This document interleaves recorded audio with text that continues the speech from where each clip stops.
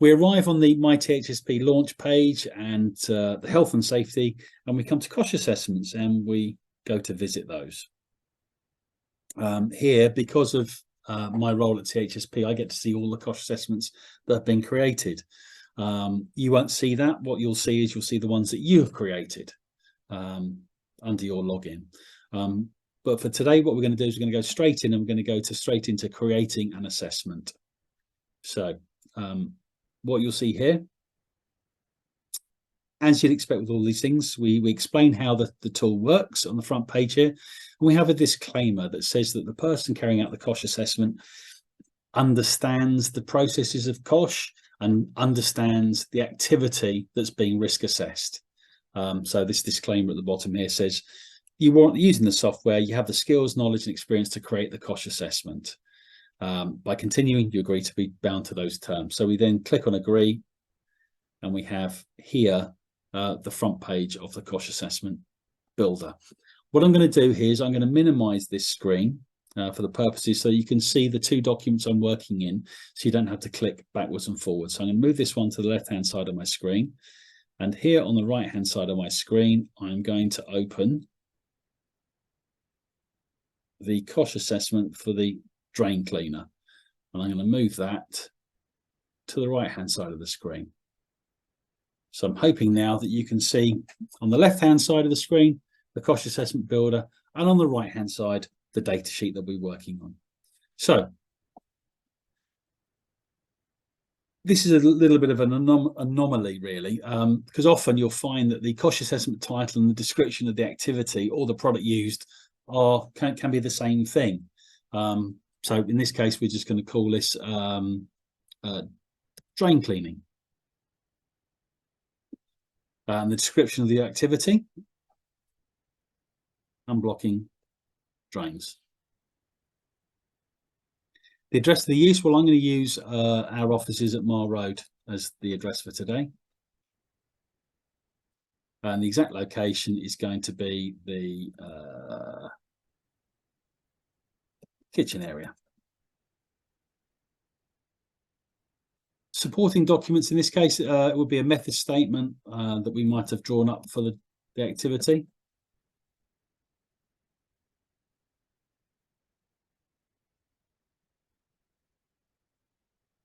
And the datasheet number you can normally find at the top here of the page if there's one. So we just got revision 9 and the date there, 10/1/22. So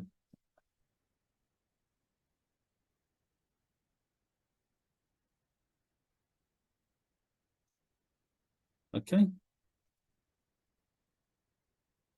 Moving on. This always confuses some people. It's how many people are being at risk at any one time. Now, if you have 50 people doing the same activity in 50 different locations, you're not going to say that 50 people are affected by the use. It's the one person that's being affected at that time. So if this product was creating fumes which were going to upset lots of people, it's the people who are being upset at the time by it. But in this case, it's just going to be one person. And that person that's going to be affected by it is the user of it, the operative. How often do they use it? Well, sorry, how long do they use it for? It takes 10 minutes to do this, and they're just going to do it the once. Now you can talk about how they're going to use this material. Are they creating something? Is it a surfacing? Is it whatever, you know, pelletizing, etc.? So let's say it's transferring because you're pouring it from one place to another. The hazards from the substance, well, we know we can inhale fumes from it. We know we can get it in our skin. We know we could end up ingesting it if we don't follow proper hygiene practices. You know, we get it in our fingers and we touch our faces, etc. We can get it into our mouths. It's unlikely, however, that we will end up injecting it into ourselves. We haven't done a previous COSHH assessment, so we don't have to put the last review date on there. And we've suggested here that we're going to have a review date of a year's time. You can change that to be any time you want to. So, for example, you say, well, actually, Chris, I want to do it in 6 months' time. Sorry, that wouldn't be 6 months, would it? August, September, October, November, say January. So January the 24th. There you go. Now you can choose where you can upload the safety data sheet to it, and in this case, I have it saved here, so I know it's the drain clean. So it'll go there, and I can continue. Now you have the opportunity here, if you wanted to take a photograph of the product, and that would appear on the COSHH assessment final version. Unfortunately, I don't have an image of it here to upload, so rather than attach one, I can just skip that process. Now we're going to add our substance. So we're asked here, what type of substance is it? Is it solid? Is it liquid? Is it a gas? It's a drain cleaner. We therefore know it's a liquid. Okay. Oops. Let's just turn up. We've got to put the name of the product in here as well.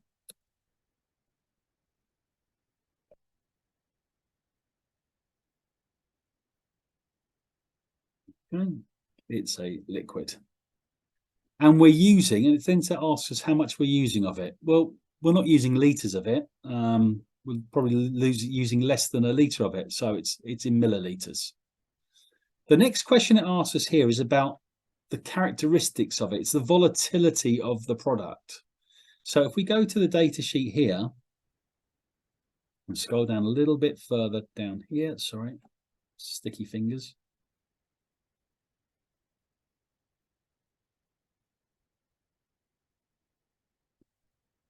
Sorry, my fingers are sticking on the mouse pad. Okay. You'll see here in section 9, the physical and chemical properties. It says here the initial boiling point and range is 102 degrees. Yeah. So if you look here, a high volatility will be below 50 degrees, medium will be between 50 and 150, and low will be a boiling point below 150. So this is slap bang in the middle there. So we can say it is medium. The next question it asks is whether the product has what's called a WEL, a workplace exposure limit. And it says, if you have a look at section 8 of the data sheet, it'll tell you whether it has one. And as you can see here, I've just highlighted, it does have a WEL. So we say yes. We now create our substance. Now, very simple and straightforward here. This material safety data sheet, towards the front here, yeah, section 2 states here what the hazard statements are. These ones here, H314, H400, and H4111. So if we go down to H314,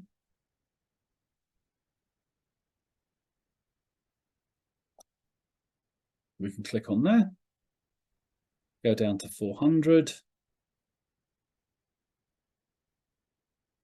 We can go there and go down to 411. And now we can continue our assessment. It asks us, is there anything else we'd like to add? No, we're happy with that. It's given we've got the information from the data sheet that can go in. We can save those changes.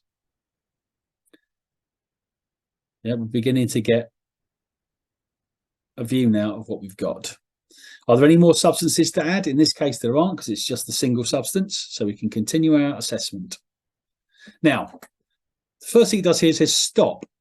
You might wish to review the use of the product to eliminate its use for a safer alternative, because we've identified it's somewhat hazardous. This doesn't mean you have to do that. It's just advising you that there is risk. There are dangers to this and you need to do something about it. Okay. We don't have anything else we can use in this circumstance to clean that drain, and therefore we're going to proceed with our assessment. Again, you'll see here, it's suggesting to us that general ventilation would be the recommendation here in order to make sure we're not getting any buildup of hazardous fumes. So we're going to click on there. We're going to challenge that on the next one because that's a dust.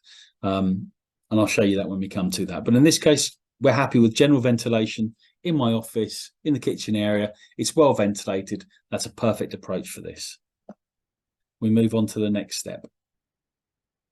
So now we're going to look at the products that have the hazardous contents to them.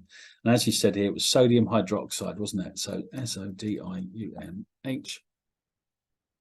There you go, sodium hydroxide. It's come up for me automatically because that's in EH40. I click on that and you'll see it's identified that there is a short-term exposure limit over 15 minutes. You shouldn't be exposed to more than 2 milligrams per cubic meter. And again, if you want to go down to section 8, just to double check that that's correct, excuse me, you'll see that's exactly what it's got in there. Short-term exposure limit of 2 milligrams per cubic meter. So this just demonstrates that this is up to date with the latest EH40 document.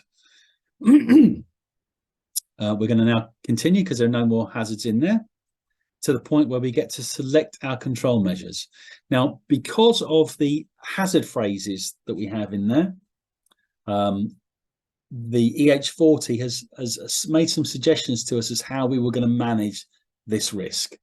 So it's come up with a selection of options for us, and now we have to choose which ones we want to continue with. It's just loading those up now.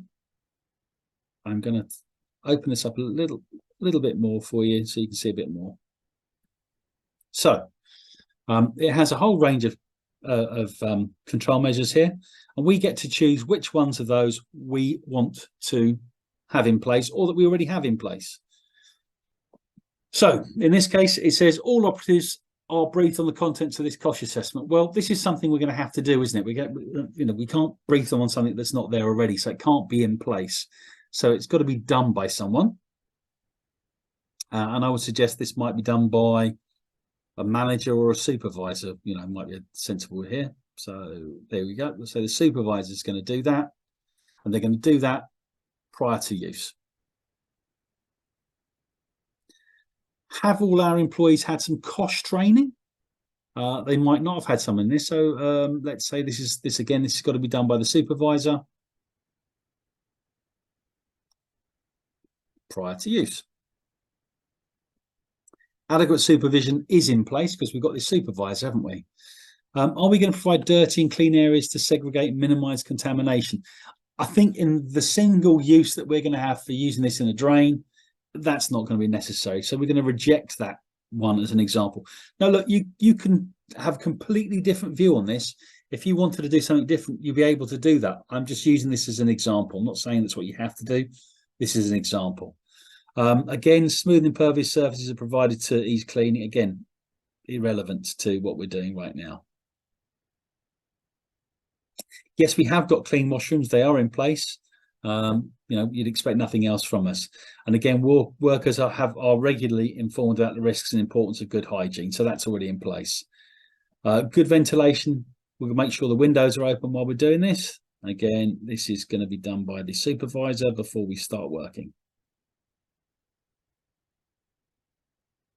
We're not going to undertake any sampling, etc. for this. This is a one-off job. It's not necessary. And again, we don't see the need for any health surveillance at this point for this single use. We're going to instruct our colleagues not to breathe in the fumes.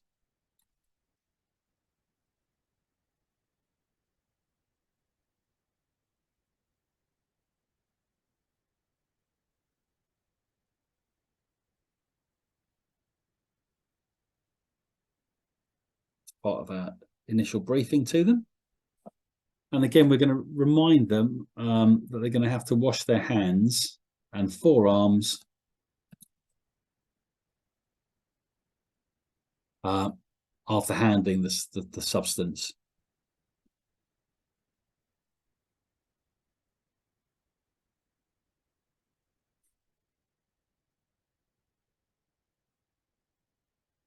Now, these parts here, this is what we're doing.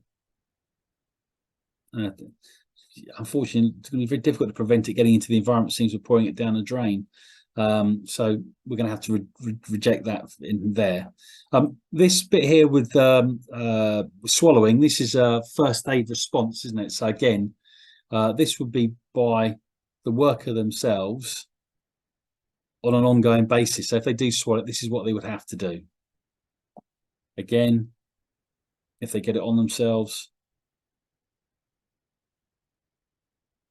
So we'll change that to immediate. So I'm going to change that to immediate as well.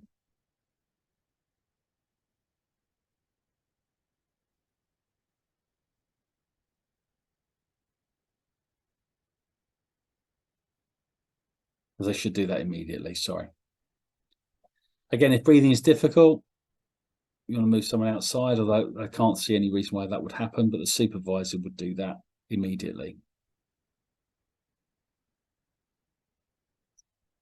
If you get it in your eyes, again, you need to wash it out of your eyes immediately.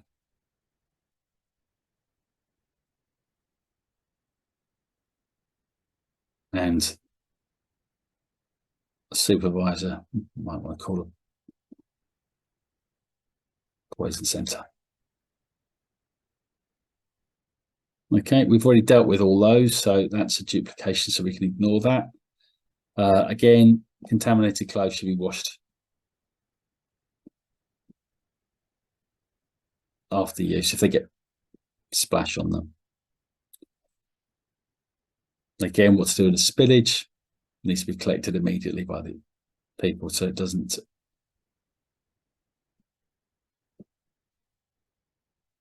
get out of control. Where's the product stored? So again, we can say this is being stored in a COSHH cabinet.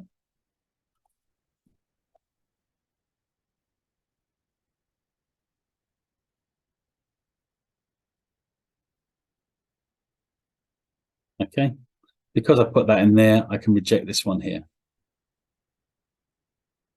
And it's to go, the contents to go to, disposed of as to do.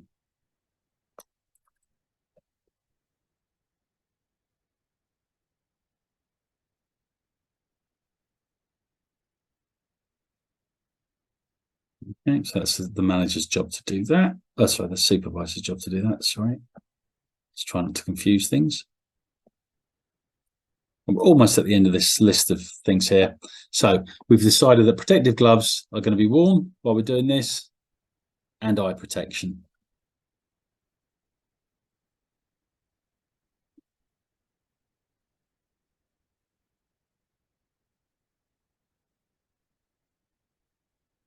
And I've made a mistake because it needs to be done.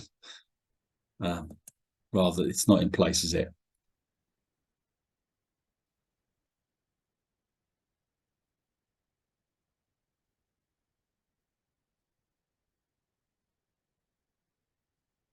And that's to be worn by the person while they're doing it. That's all our control measures. We're happy with those. We're going to save that. We're going to move on quickly now to the PPE selector. We've identified two pieces of PPE that are going to be worn in this case.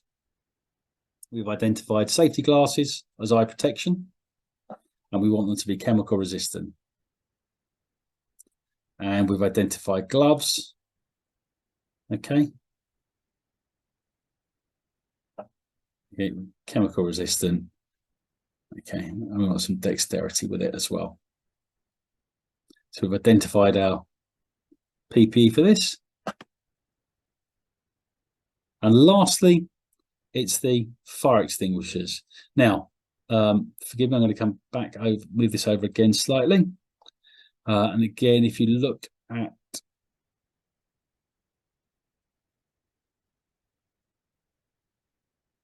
firefighting measures here, section 5, it said the product is not flammable, so you need to use fire extinguishing media suitable for the surrounding fire. So it's not the drain cleaner itself that's going to catch fire, it's whatever else is in the area. So you could probably say, well, let's imagine something that catches all nice dry powder. We'll say that's our choice of fire extinguisher in this case. Although you could have chosen the whole range of them if you'd wanted to. So we've closed all those off, as you can see, they're all there. We can still go back and edit them if we're unhappy or concerned about anything. We click on that there, and we then get a review of the control measures that are in place. And you'll see here down the left-hand side, we've got the controls, those are the prevention issues, and where they sit alongside the EH40 information. Continue with our assessment. You'll see it's identified here that it's a corrosive and environmentally dangerous, and it's a health hazard. However, if we go back to the COSHH assessment here, actually it says it's only those two, environmentally harmful and corrosive. So we can click off that one there and put that as not applicable in there. We review our assessment. You'll see there it says that this product is somewhat hazardous. So we're trying to draw people's attention to what they need to do. Having done all that, yeah, what's our risk assessment? How do we think it's a high risk, medium risk, or low risk? I think with the control measures in place, due to the small amount that we're using of it, I'm going to determine that as being a low risk to my staff. I've reviewed the COSHH assessment, confirm it's safe to be used, and I can now complete the assessment. So if I click on download now, I'm not going to attach, just for speed, I'm not going to attach the data sheet to it right now, but I could do if I wanted. I can download it and it will download as a PDF. So this is the PDF that ends up looking like. So there's the COSHH assessment. You see drain cleaning, all of the information we put in before. We're unblocking the drains. It's all in there, the data sheet reference number, the method statement reference, how long we're using it for, the name of the person doing it, and the overall assessment with the risk, with the controls in place, is low. We go down, there's a hazard information. It's somewhat hazardous. Those are the hazards. There's the pictograms that go with it, and that's the WEL, workplace exposure limit. And these are our control measures. This is how we're going to prevent harm happening in the yellow. All those controls that we said were existing, and these are the things that have to be done subsequently by our workforce. This is how we're going to store it in a metal cabinet. We're going to dispose of it as hazardous waste. And this is what we're going to do in the event of an incident. This is how we, if someone swallows it, they get it on the skin or whatever. And this is how we're going to deal with that. Lastly, penultimately rather, we said that we're going to wear chemical resistant glasses and chemical resistant gloves to handle it. And lastly, we're saying here, use dry powder extinguisher to deal with any fires. And that is our COSHH assessment for the drain cleaner. I'm now going to come back to here again. We go back to our assessment and go back to assessments. And we can start to create our second COSHH assessment for this afternoon session. And that is going to be on the MDF. I've just had some work done. The room I'm sitting in right now has been converted from my garage. It's now an office for me to work in. And I have some MDF window boards and threshold around the doorway. And imagine that I'm doing a COSHH assessment for that, for cutting of that. So yet again, I've agreed to the control measure, so that I understand how to do a COSHH assessment and know what the dangers are of this product and the process. So I'm going to agree to that and start my process. So in this case, the COSHH assessment title is going to be cutting MDF window boards.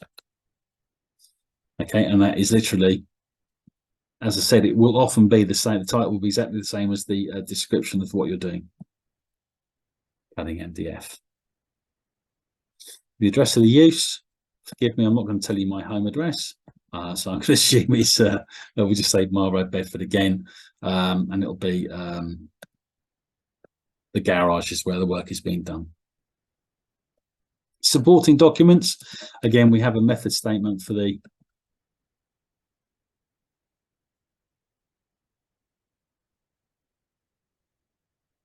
garage, the data sheet number. Be very clever here because it should copy through.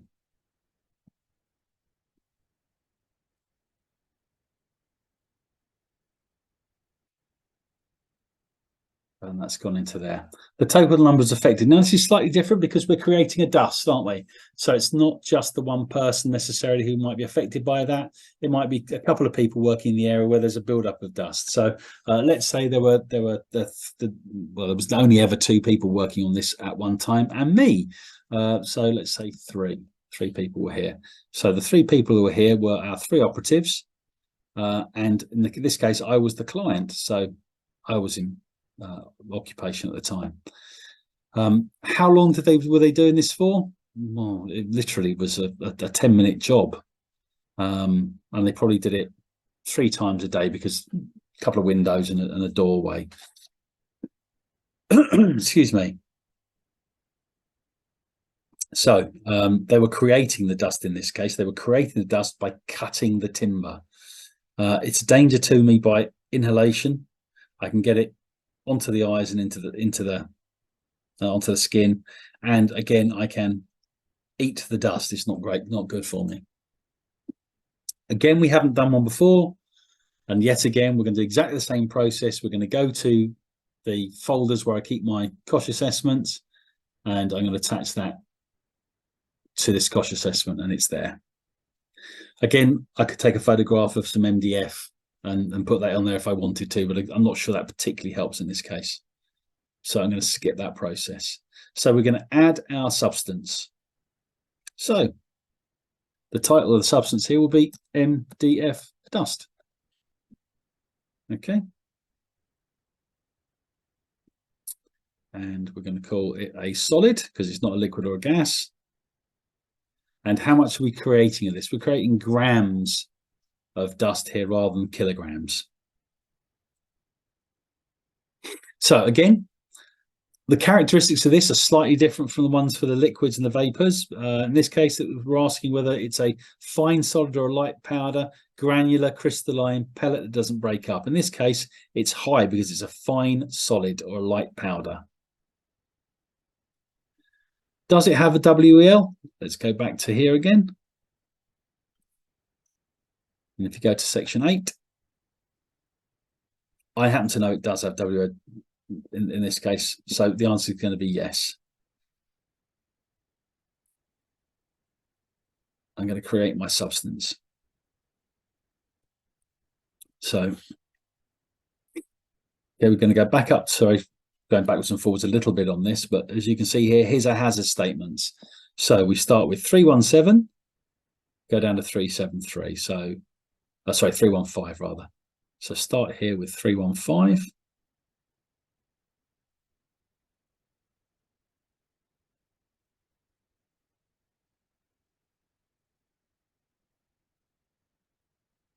Then we go to 317.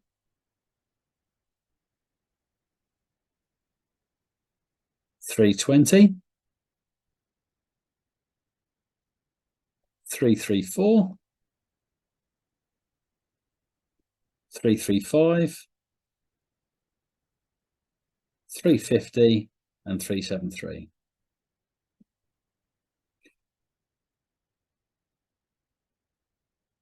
Now, you'll notice there, 350, it says it may cause cancer. As you can expect, we're going to get a very high risk rating for this in a moment. So I'm going to save these changes.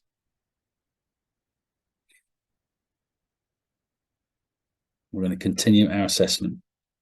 And it says stop. We've identified that the HSE's EH40 document identifies this as a special case. And it would recommend you review use of the product to eliminate its use by selecting a safer alternative. Unfortunately, if we're going to use woods are always going to cause this problem for us. We cannot eliminate the use of wood in construction. It's just not currently. There are no reasonable alternatives, so we are allowed to carry on. Okay, but it will identify it as a special case. It just means you have to put more control measures in place while you're working with it. Okay, it's very dangerous. Now you'll see here, okay, we have to make a choice of how we're going to control this. Are we going to use general ventilation?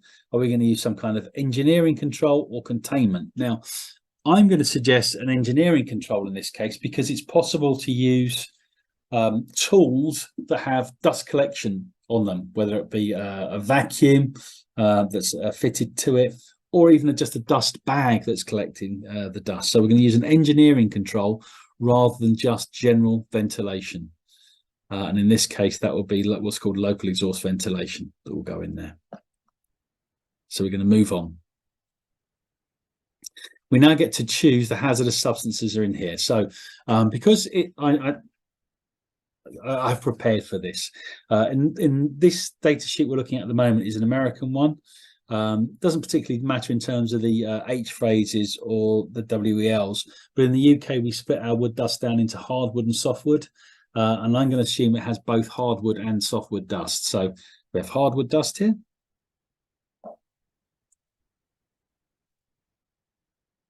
We have softwood dust in here.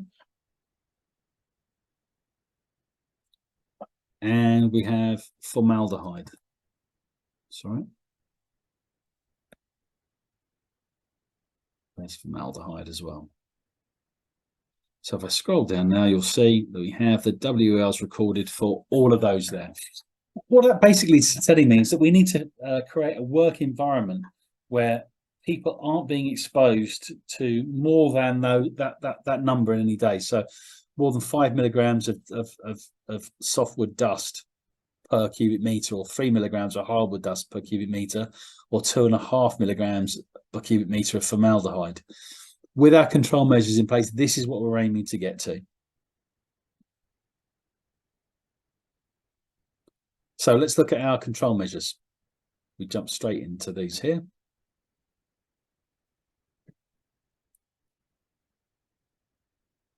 Again, I'm going to move this over slightly.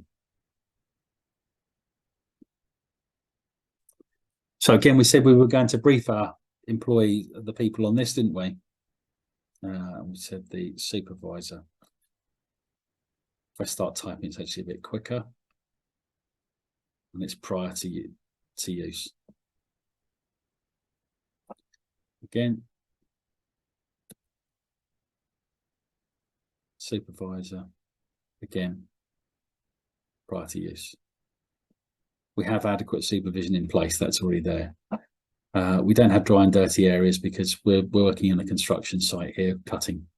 And again, smooth and pervious surfaces aren't relevant in this section. We do have clean rooms in washroom in place to make sure we can wash off afterwards. That's important. And our workers are regularly informed about the importance of good hygiene. Okay, we'll look at this here. We'll change this ever so slightly. Okay, local exhaust ventilation via attachment to tool is to be in place whilst cutting to extract the contaminated to extract dust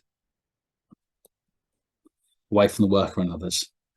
And again, that's the worker to do that, and that's ongoing.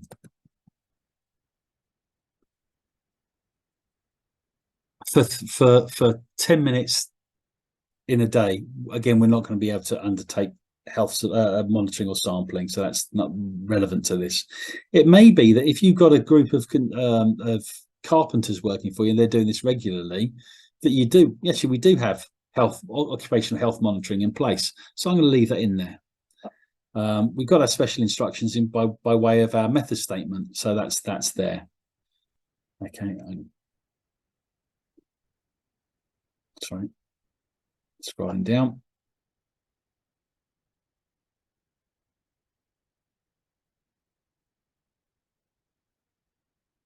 I'm going to do that because we tell our guys about that all the time. Reject that one because it's in twice. They're to wash their hands after use.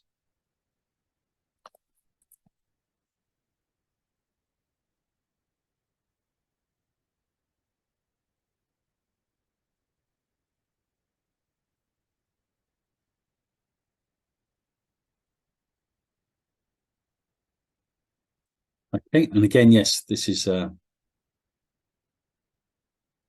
we want the guys to work in well ventilated areas as well, wherever possible. I'm not really worried about contaminated work clothing in this case. I want my team to wear RPE. They're cutting wood. I want them to wear it.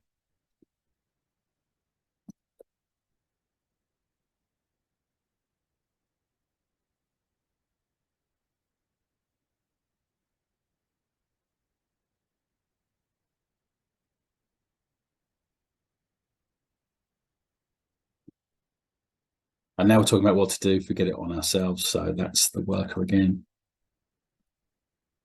And again, we said we're going to do these immediately.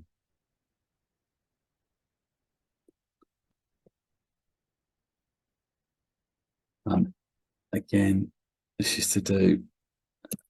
This shortness of breath is likely to result from somebody who maybe has asthma, and it might be exacerbated by exposure to the dust.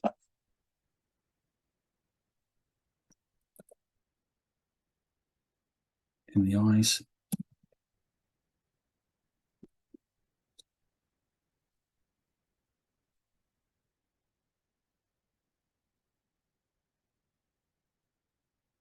I wouldn't imagine that many people would be concerned about that, but if they are, we give them an option where they can go. Again, there should be no need to call a poison centre in this case, but again, it might be advisable to call a doctor if the people are feeling unwell after exposures to dusts.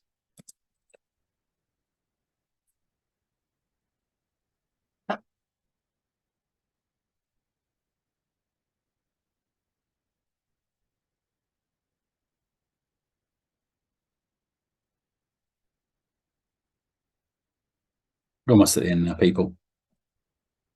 Again, this is we've already got the skin irritation, so we can do that, and the eye irritation is already in there.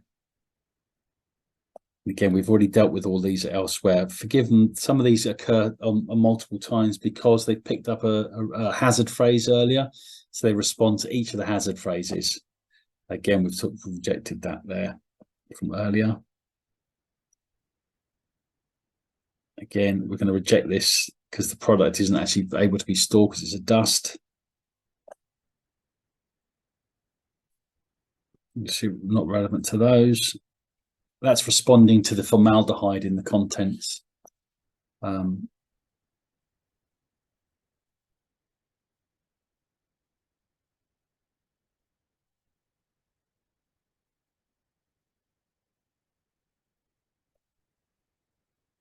So the wood dust can go as general waste rather than special waste.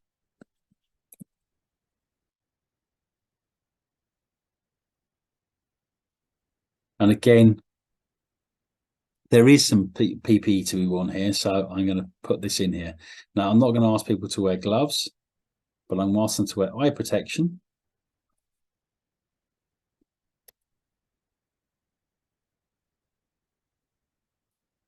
And P3.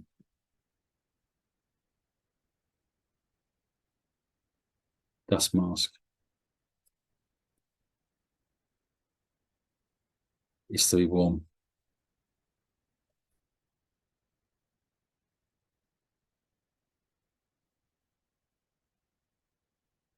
Okay, we've already dealt with that. And let's save those. We're just at the fire section, the PP section now. So we said we were going to wear something to protect our eyes. So we need a low energy glass on that one. And we need to look at our RPE. So there's a couple of options for our RPE in here. We're going to choose maybe a disposable half mask, which, as I said, is FFP3. Or we're not going to wear one of these big masks, but we may well use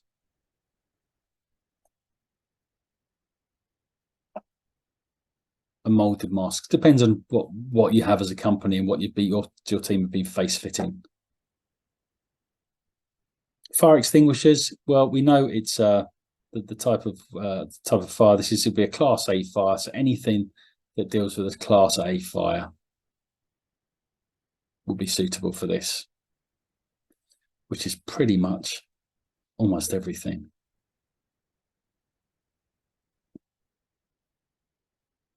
Down to the bottom and continue. So we go to continue once more. We have our summary of controls in there. Happy with that. Continue our assessment. Again, you'll see we have the health hazard there as identified in the data sheet.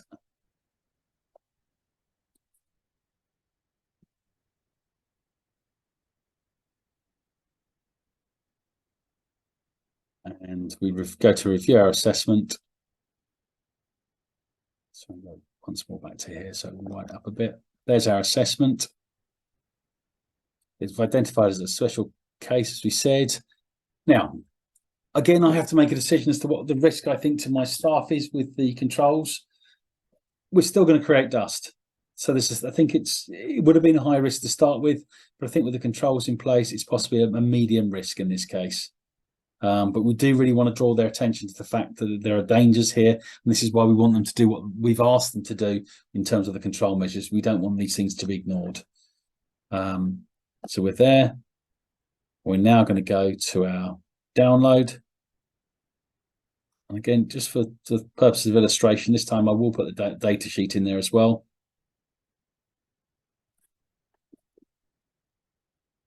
And here is our COSHH assessment. So again, one last time, I'll try and make that a bit wider for you so you can see that. And there's our COSHH assessment. So all the stuff we said was in there. You can see the data sheet details in there, supporting documents, how often we're using it for, etc. We've identified it's a special case, identified it's an irritant and the health hazard. We've got our WELs in there. Here are our control measures, all the things we want people to do when we want them to do them. How we're going to dispose of the waste, what to do in the event of someone feeling unwell. There's the PPE that we want them to wear, and there's the fire extinguishers. And then at the bottom of this, there's the data